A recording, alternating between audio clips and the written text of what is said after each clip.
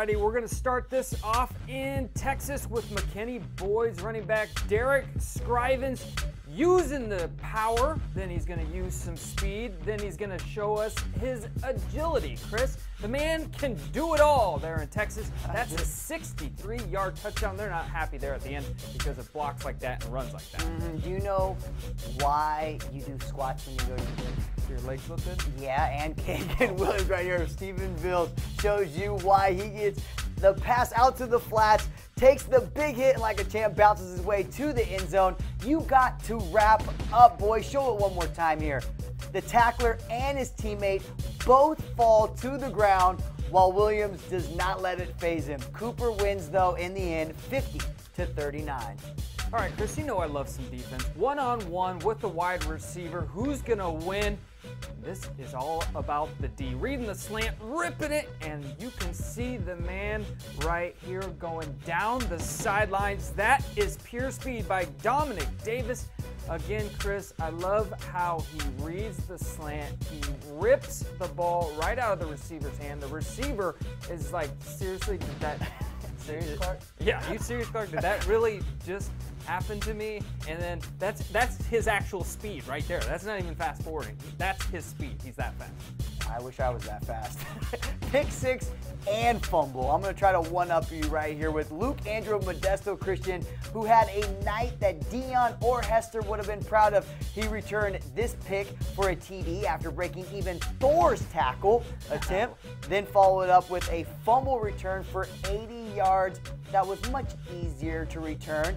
Side note, just letting you know, Luke also had a rushing TD at QB. So right here, we're going to see his fumble return from the 20, pops into his hand, and he goes untouched for Modesto Christian for 80 yards. I mean, that's what it's all about now, returning things for TDs. Ooh, he's fast too. Hey, the Jack Britt coaching staff in North Carolina drew up a beauty here with 12 seconds left to go in the game. Alfonso Williams takes the pitch, but the lefty's not going to run the ball, Chris, as you just saw there. He's going to heave it deep, and his man Jacob Ritter's there to pull in the pass and the game winner.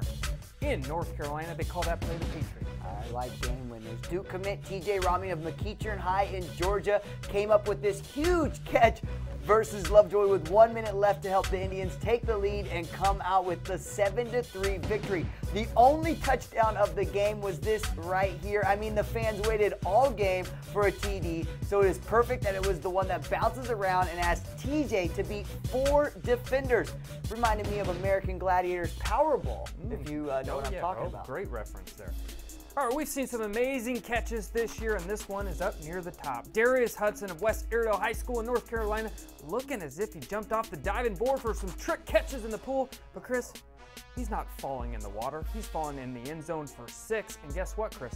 More from West Iredell High School coming up later in the top 10. Entertaining game. Now, trick or treat, I guess, with this play, which Florence Christian of South Carolina calls Halloween, was trick and treat, as ands are better than ors. Florence Christian lined up for what appeared to be a normal extra point. Holder Austin Drummond received the snap and did a quick toss to Alex James, who was running laterally around toward the opposite sideline. James easily found the end zone to give Florence Christian the 8-7 lead.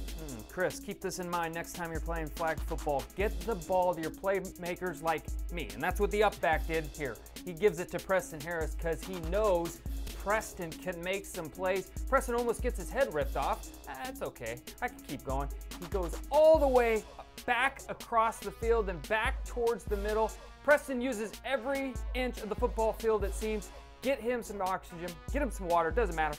The man deserves something. That's only play number 2, Chris. Show us number 1. This is play number 1. And the number 1 play of the week is from the Cardiac Kids of Oakleaf in Orange Park, Florida. On the game's final play, quarterback Jordan Johnson scrambled to his left and from beyond midfield fired up a pass that landed about 10 yards short of the end zone. 10 players, 5 from each side, went up for it, and after the ball was tipped twice, as you just saw, Oakleaf's Darius Perry came down with it at the 8 and sprinted into the end zone untouched for the win. Just batted down. Oakleaf 16, Atlantic Coast 14. Oakleaf is 4-0 on the season because of plays like that. and that is the play of the week.